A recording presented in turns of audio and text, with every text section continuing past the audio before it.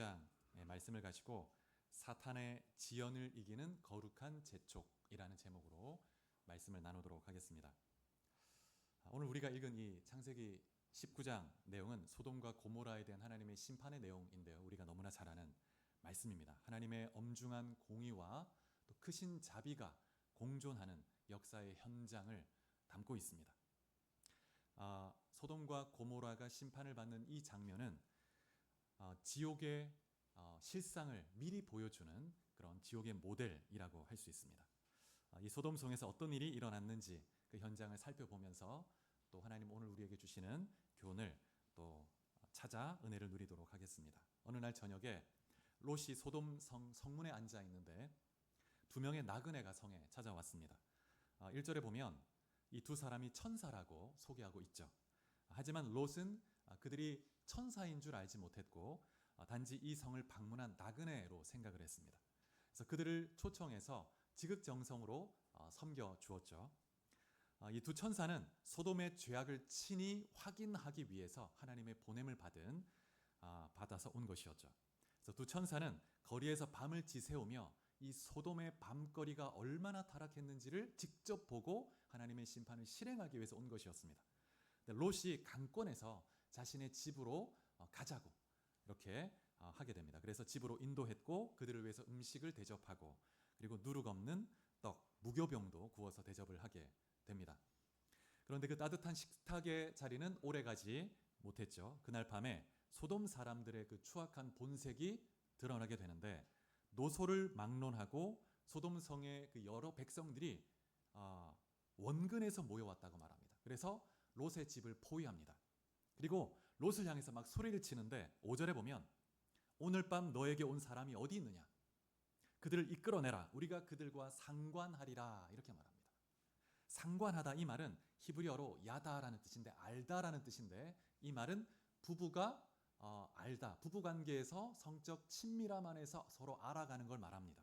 그래서 오늘 이 본문에서는 나그네들을 향해서 집단적인 성폭력과 또 난폭한 학대의 의미를 가지고 있습니다. 소돔이라는 이 도시는 나그네 약자를 보호하기는커녕 폭력과 또 정력으로 짓밟는 그런 아주 무질서한 무법천지였던 것이죠. 그래서 13절에 보면 여호와 앞에 부르짖음이 크다 이렇게 말하고 있습니다. 소돔성 안에서 억압, 착취, 불의, 그 다음에 성적 학대, 이런 음란, 이런 것이 막 유린을 당하고 이런 것들이 이 부르짖음이 하늘을 향해서 찌르듯 올라가고 있는 것입니다. 그래서 소돔은 더 이상 두고 볼 수 없는 죄악의 임계점에 도달해 있는 것이죠. 하나님이 도저히 두고 볼 수 없는 심판에 직면한 상태였습니다. 근데 본문을 보면 롯의 반응이 조금은 의아합니다. 충격적이기도 하고 롯이 그 분노한 군중을 달래기 위해서 어떻게 하죠? 남자를 가까이 하지 아니한 두 딸이 있으니까 너희 눈에 좋은 대로 내 딸들에게 행하라 하면서 딸들을 내몹니다. 그러면서 이들에게 어떤 일을 해도 괜찮다 이렇게 얘기하는 거죠. 아무리 그 고대 근동에서 그 나그네 손님을 대접하는 것이 너무나 중요한 그런 문화라고 해도 딸들을 그렇게 어려움에 내몬다는 것은 이해할 수 없는 일입니다. 참된 아버지 모습이 아니죠. 이 모습을 보면 롯이 그 악한 그 문화 속에 살아가면서 롯의 그 삶의 기준도 무너져 있는 것입니다. 근데 더 비참한 게 뭐냐면 롯의 사회적 위치인데 7절에 보면 롯이 뭐라고 하냐면 내 형제들아 이런 악을 행하지 말라 이렇게 말합니다. 롯은 그들과 형제처럼 생각하고 나는 이미 너희와 함께 동화되어서 너희들과 같은 시민이다. 같은 형제다. 그런데 소돔 사람은 뭐라고 하냐면 9절에 이 자가 들어와서 거류하면서 우리의 법관이 되려 하는도다.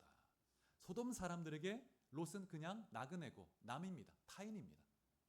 그래서 롯은 그저 나그네일 뿐이고 그 사회에 동화되려 있지만 그 사람들에게는 왕따 당하고 또 하나님 앞에서도 온전하게 구별된 삶도 살지 못하는 그런 겉도는 인생을 살아가고 있는 겁니다. 그 경계선에서 주저하는 인생이었던 것이죠. 그래서 롯이 그 소돔에서 어떤 삶을 살아갔는지 롯의 그 현 주소를 볼 수가 있습니다.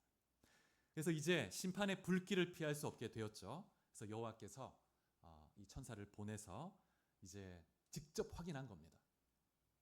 하나님의 심판이 이제 곧 임하게 될 겁니다.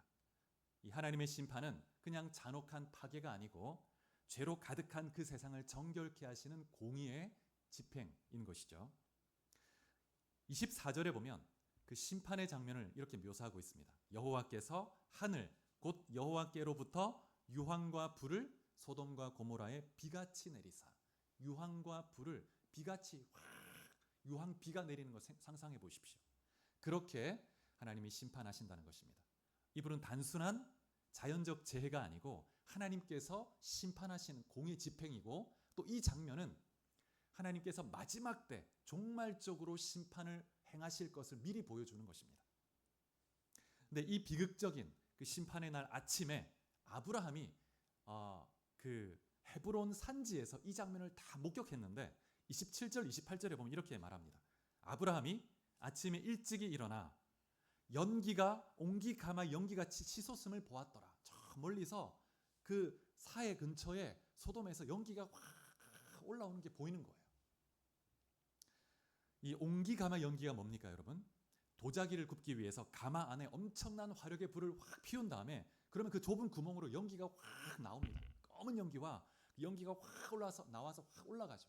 그런 모습을 보여주는 거예요. 그래서 소돔과 고모라 그 온 땅이 거대한 용광로처럼 됐습니다. 불이 확 타고 그 다음에 시커먼 연기가 확 올라가고 있는 것이죠. 근데 이 장면을 아브라함이 두렵고 떨리는 마음으로 지켜보고 있는 거예요. 그러면서 롯에 대한 안타까운 마음으로 또 기도하며 있는 것이죠. 여러분, 이 소돔과 고모라에 하나님께서 유황 불을 내리셔서 심판하시는 이 장면은 그냥 과거에 수천 년 전에 한 이야기가 아닙니다. 요한계시록에 가보면 이 소돔의 심판이 인류의 종말에 임할 하나님의 심판을 미리 보여주는 것입니다. 요한계시록 14장 11절에 보면 우리가 한번 찾아볼까요? 14장 10절 11절 요한계시록 14장 10절 11절입니다.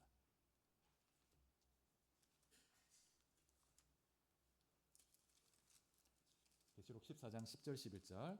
자, 이 앞에 스크린 보시면서 같이 봉독해 보겠습니다. 시작.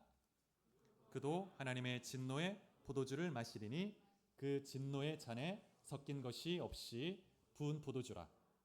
거룩한 천사들 앞과 어린 양 앞에서 불과 유황으로 고난을 받으리니 그 고난의 연기가 세세토록 올라가리로다.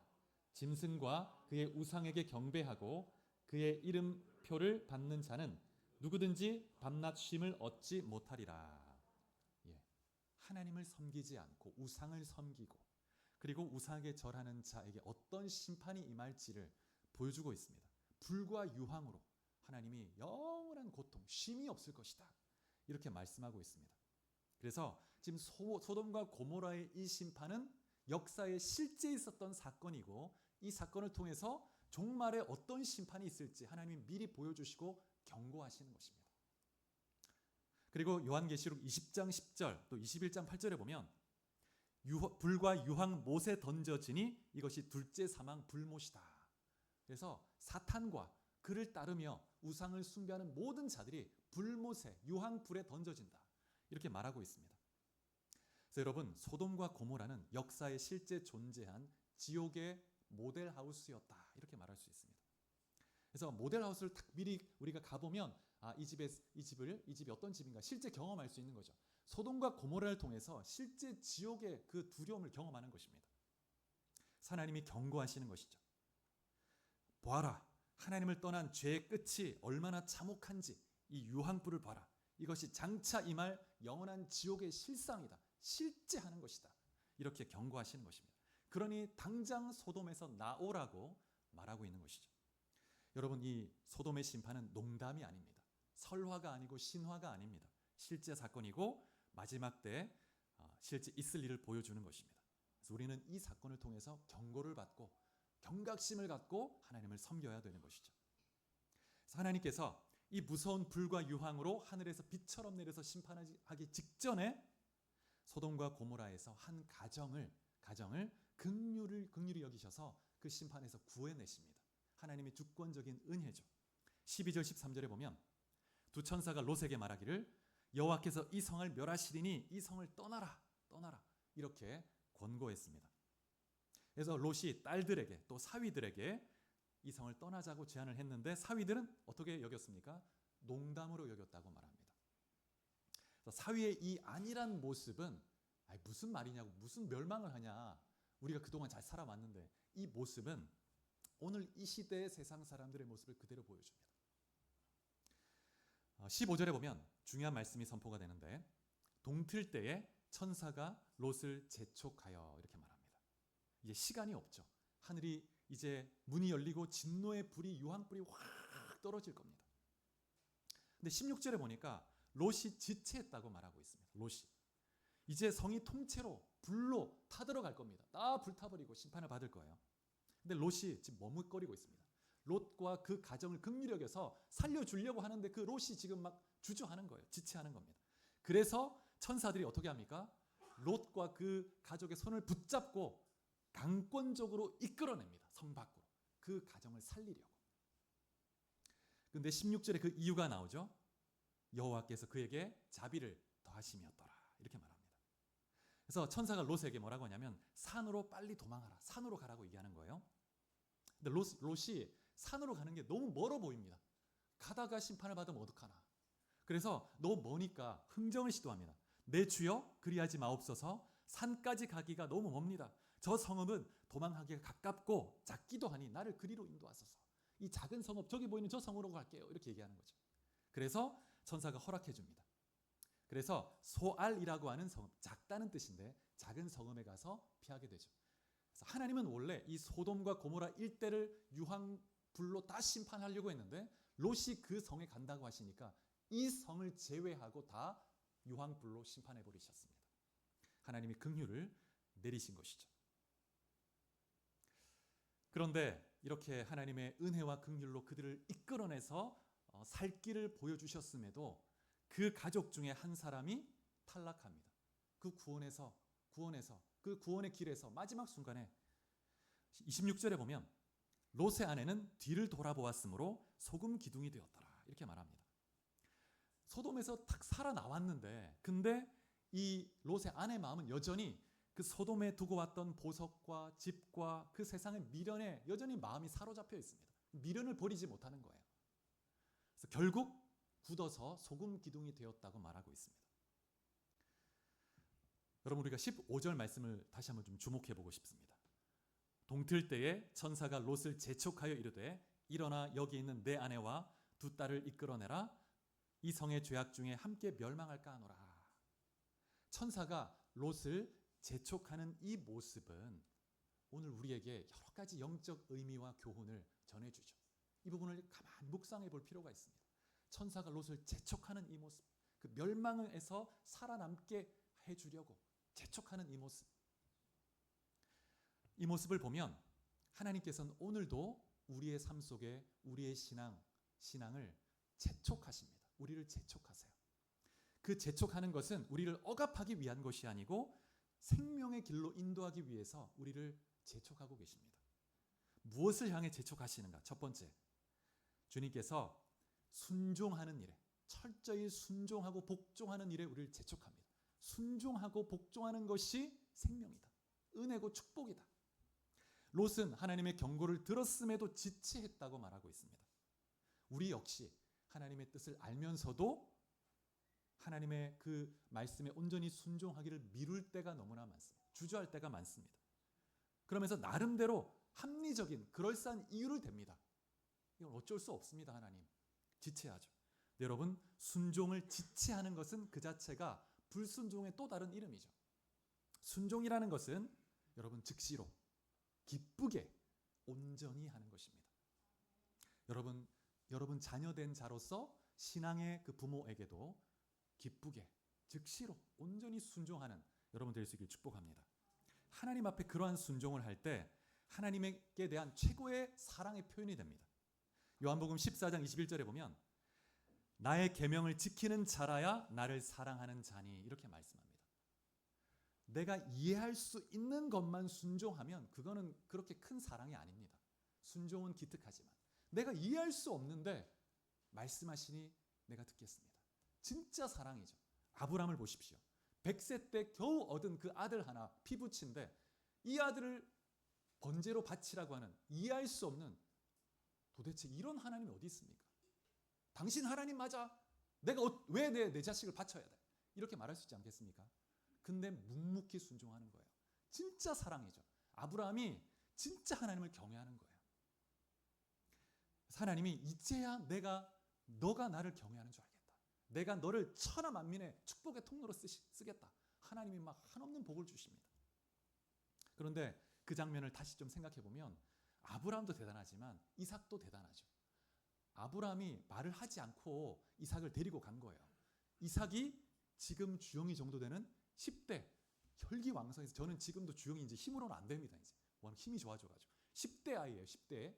근데 이삭이 아버지가 지금 불을 들고 있고 장작을 들고 있는데, 아버지, 근데 번제 드릴 양은 어디 있습니까? 이렇게 질문하고 있잖아요. 약간 눈치를 긁었을 거예요. 야, 뭐지? 약간 싸한 느낌 오면서 설마 나를 바치려고 하나? 근데 막상 산에 올라갔더니 아버지가 탁 이삭을 잡는 거예요. 반항했다면 못 올라갔을 거예요. 번제단 위에. 근데 아브라함이 나이가 100세가 넘었고 나이가 들었기 때문에 그 힘으로 하지 못했을 거예요. 이삭이 스스로 올라갔을 겁니다. 아버지가 하라는 대로 그대로 순순히 순종하는 걸 볼 수가 있죠. 진짜 그 아버지, 그 아들인 거예요.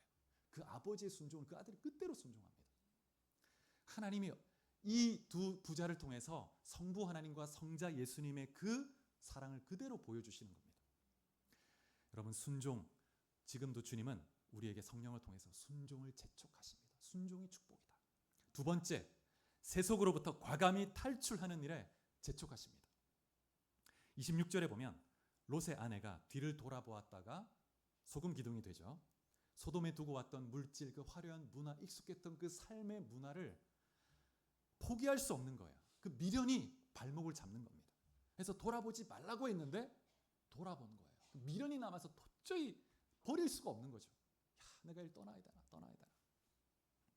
그래서 여러분, 세속적 가치관에서 우리는 과감히 돌아서서 영적 출애굽, 영적 출소돔을 해야 합니다. 결단해야 되죠. 하나님 오늘 우리를 재촉하십니다.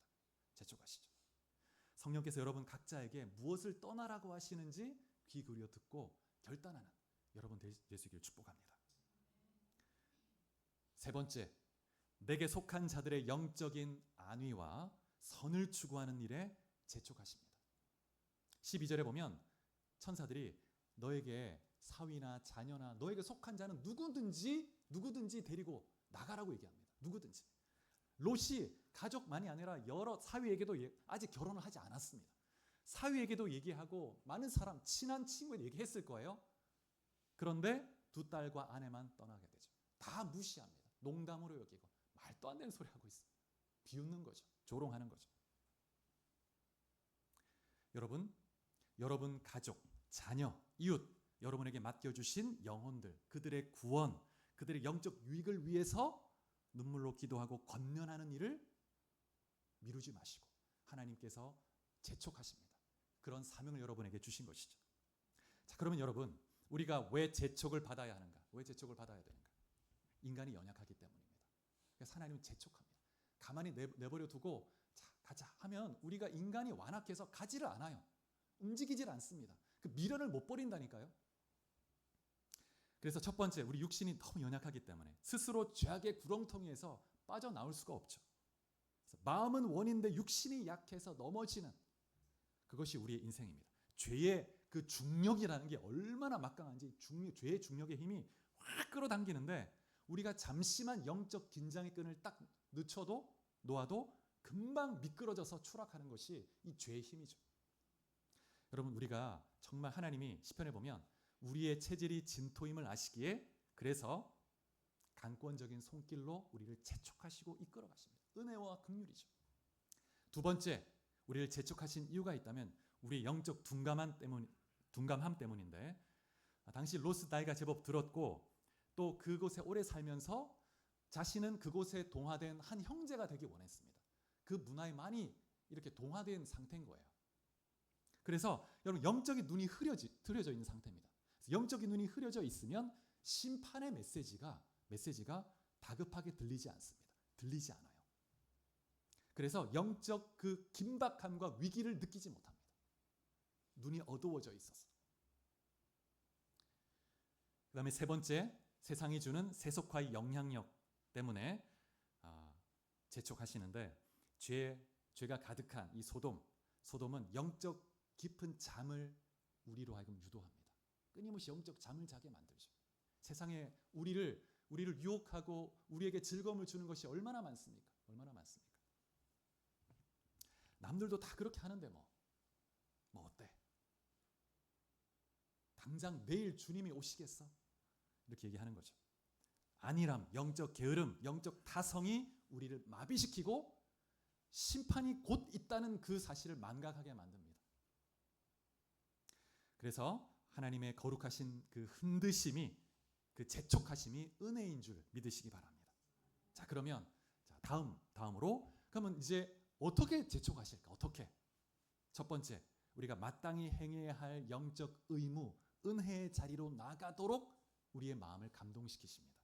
그래서 말씀을 들을 때, 또 기도할 때 문득 내가 이렇게 살면 안 되는데, 내가 돌아가야 되는데, 내가 진리 앞으로 나가야 되는데, 나가야지, 언젠가 나가야지 하면서도 지체하게 되는, 그렇게 나가야 되는데 그런 마음이 드는 것, 하나님의 재촉하시는 역사입니다. 역사. 말씀을 들을 때, 말씀이 탁 와닿으면 내 마음을 찌를 때 성령님이 재촉하시는 거예요. 결단해라. 지금이 바로 은혜 받을 만한 때다. 지금이 기회다. 두 번째, 어떻게 재촉하시냐면 이 인생의 짧음과 세월의 무상함을 깨닫게 하는 거예요. 이 인생이 정말 짧은 것이구나.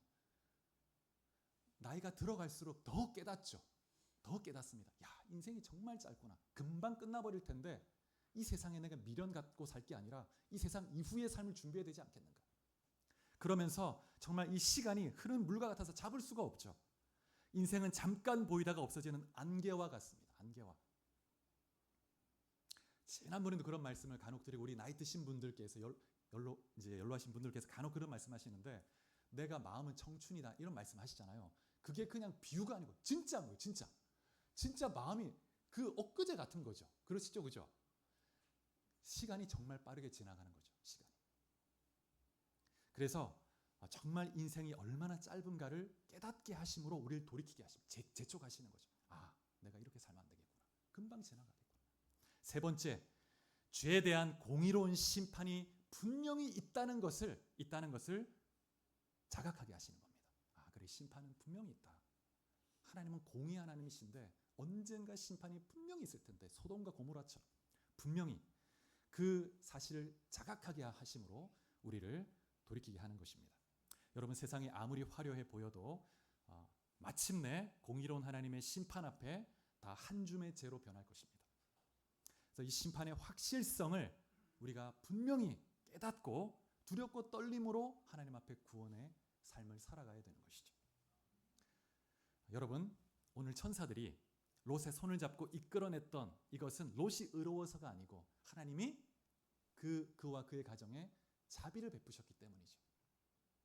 오늘 우리가 이 자리에 예배하고 있는 것, 어찌됐든 형식적으로 나왔든 또 나와서 피곤해서 또 졸고 있든 어쨌든 이 자리에 있다는 자체가 하나님의 은혜가 있게 있는 겁니다. 여러분, 그 은혜에 감사하고, 그리고 하나님께서, 성령께서 여러분의 마음을 뭔가 느끼게 하시고 찔림을 받게 하신다면, 그러면 성령님이 나를 재촉하시는구나, 지금이 은혜의 기회라고 말씀하시는구나, 돌이켜야 되겠다, 결단해야 되겠다.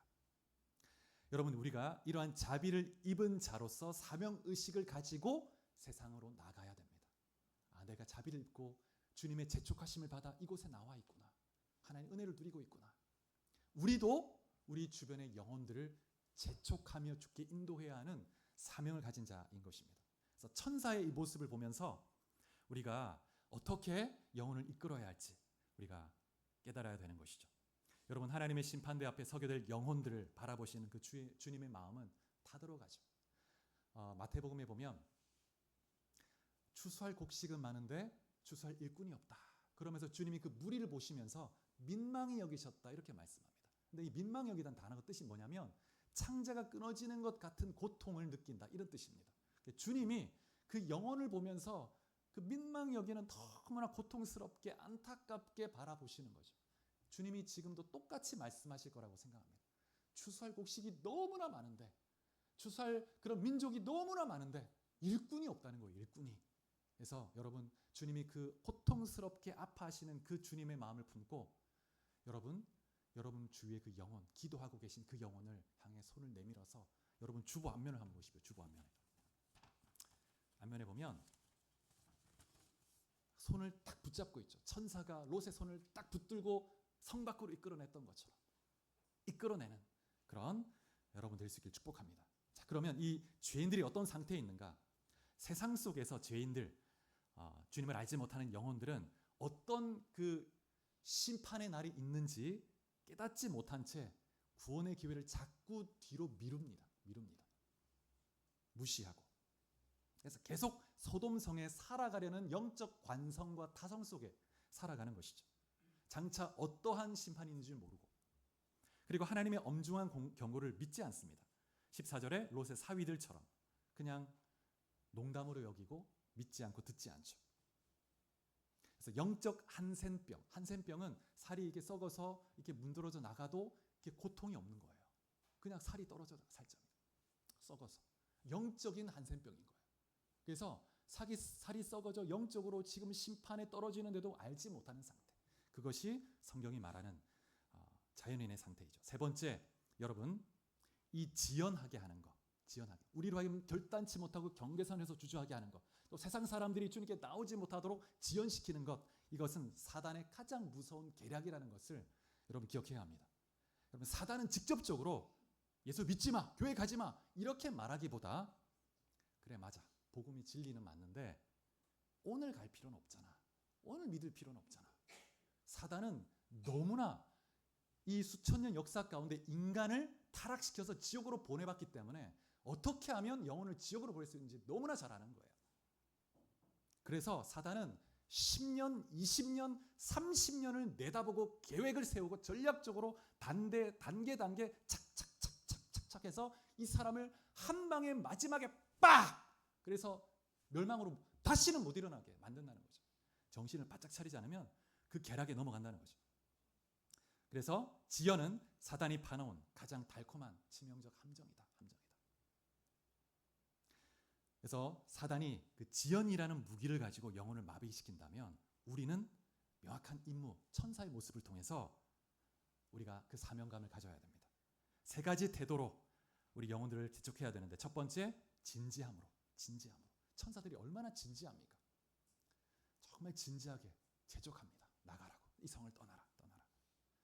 죽어가는 사람을 보면서 그냥 웃으면서 농담으로 이렇게 뭐 얘기할 수 없잖아요. 너무 진지하게 정말 당신이 살아나야 됩니다. 당신을 정말 이렇게 진지하게 나가야 되죠. 그 죽어가는 심판에 직면한 영혼을 향한 진지한 마음, 절박한 마음, 그런 마음이 있을 때 우리의 언어도 권위가 실리는 겁니다.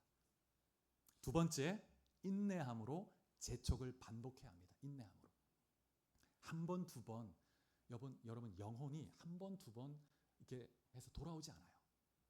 어떤 분은 교회 성장학이라는 이 연구를 학문적으로 연구한 학자는 이 통계를 한번 내보니까 교회를 나와서 복음을 듣고 받아들이기까지 그 한 사람이 복음을 수천 번을 듣게 된대요.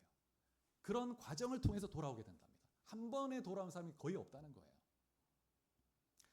반복적인 인내함으로 재촉할 때 성령께서 그 심령을 조금씩 깨시고 결정적 순간에 빛이 확 들어가게 해서 주님이 변화시키시는 것이죠.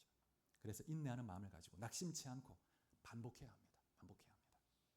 세 번째, 거룩한 결심을 가지고 때로는 그들의 손을 붙들고 이끌어낼 수 있어야 합니다. 그래서 16절에 보면 천사들이 말로 해서 안 되고 자꾸 지체하니까 그 손을 붙들고 지금 여기 있으면 다 죽는다. 끌어내는 거예요. 끌어내는 것입니다. 그래서 때로는 강권해서 붙잡아 이끌어내는 그런 단호함도 필요합니다.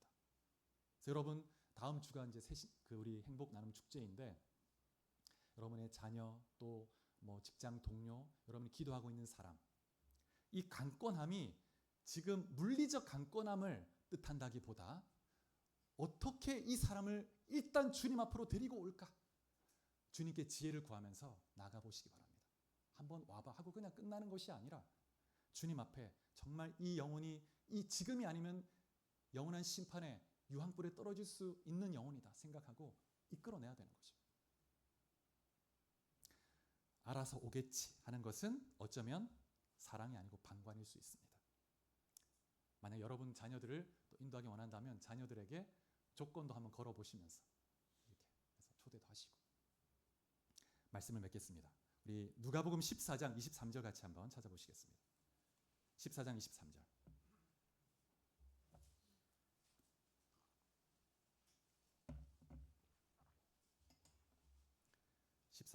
자, 다 같이 봉독합니다. 시작. 주인이 종에게 이르되 길과 산 울타리로 가서 내 집을 채우라.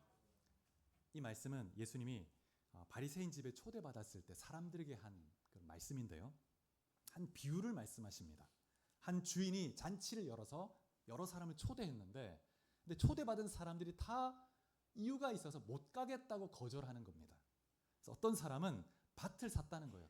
밭에 일이 너무 바쁘다 내가. 밭을 새로 샀다. 일을 해야 된다. 못 가겠다고 하는 거예요. 어떤 사람은 소를 샀다는 거예요. 5겨리를 샀는데 지금 시험을 해봐야 된다. 소를 지금 못 가겠다고 지금. 어떤 사람은 장가 들었다고. 그래서 지금 장가 든 지 얼마 안 돼서 못 가겠다. 지금 이렇게 얘기하는 거죠. 모두 다 그럴듯한 합리적 이유가 있는 거예요. 다 이유가 있습니다. 그러면서 주인의 초대를 거절했죠. 그러자 주인이 어떻게 하냐면 그래 그러면 시내 거리로 가라. 골목으로 가라. 가난한 자, 몸 불편한 자, 맹인들 그런 사람 다 데리고 와라. 다 데리고 와. 데리고 왔습니다. 그랬더니 자리가 아직도 더 남아있어요. 빈자리가. 그 은혜의 자리, 축복의 자리, 잔치 자리에. 그래서 주인이 뭐라고 하냐면 이제 길 넘어서 산으로 가라. 산 울타리로 가서 그곳에 가서 데리고 오라는 거예요. 근데 이번에는 강권해서 데려다가 내 집을 채우라고 말합니다. 강권해서 데리고 와라. 내 집을 채워라. 이 빈자리를 채워라. 이 말씀은 두 가지를 보여주는데 심판의 긴박성입니다. 심판의 긴박성. 여러분 노아 때 예수님은 마태복음 24장에서 마지막 종말의 때는 노아의 때와 똑같을 것이다 말하고 있습니다. 여러분 정말 잘 기억하셔야 됩니다. 우리는 마지막의 마지막 때를 살고 있죠. 노아의 때와 같을 겁니다. 비를 본 적이 없는데 비가 온다는 거예요. 비가. 사람들이 얼마나 비웃었겠습니까? 오랫동안 한 100년 동안 막 배를 만드는 거죠. 혼자. 미친 정신 나간 사람이잖아요. 노아. 근데 그래서 이 비가 오기 직전까지 사람들이 먹고 마시고 장가가고 시집가고 그러면서 그렇게 살아가는 거 다 무시하고 그걸 결국 싹 다 죽었다는 거예요. 다. 마지막 때 이와 같을 것이다 말합니다. 반드시 종말의 때는 옵니다. 여러분. 경각심을 갖고 뭐 내일 오진 않겠지요. 그래도 그러나 우리가 예상치 못한 때 도적같이 올 것이라고 말하고 있습니다. 반드시 오는 거죠. 반드시. 그리고 유황불의 심판이 있을 겁니다. 그리고 영원한 지옥불에 던져서 영원한 고통이 있을 거라고 말씀하고 있는 것이죠. 그래서 심판의 긴박성을 말합니다. 강권하다 해서 내 집을 채워라. 그 다음에 복음의 능동성을 보여줍니다. 복음의 능동성.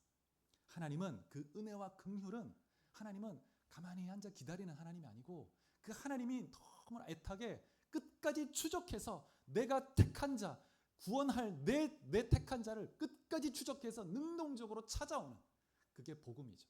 하나님의 은혜와 자비인 것입니다. 그래서 복음의 은혜는 수동적으로 기다리지 않고 죄인을 향해서 능동적으로 찾아가는 은혜다. 그래서 이걸 보여주는 것입니다. 그래서 주님이 명령한 강권에서 내 집을 채우라. 이 말씀을 우리가 좀 묵상해 보면서 심판의 긴박성, 복음의 능동성 생각해보고 또 내 주변의 영혼 정말 이때가 아니면 한 목사님 제가 참 좋아하고 존경하는 그런 한 목사님이 계신데 요즘에도 교회마다 참 말씀 강사로 많이 불려다니신 분인데 이분이 개인 간증하시는데 이런 얘기 하시더라고요.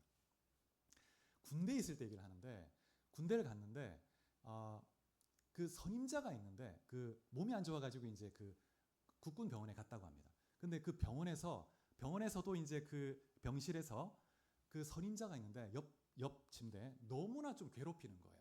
너무나 괴롭히고 막 조롱하고 이분이 새벽마다 교회에 가서 기도하고 막 이랬는데 근데 이 계속 조롱하고 막 괴롭히고 막 이렇게 하는데 근데 하루는 새벽에 이제 새벽 기도를 가려고 다 깼는데 이분이 이 옆에 이 선임자가 나도 예수 믿으면 천국 갈 수 있을까? 나도 천국 갈 수 있을까? 이렇게 물어봤다는 거예요. 갑자기 사람이 좀 바뀌어가지고.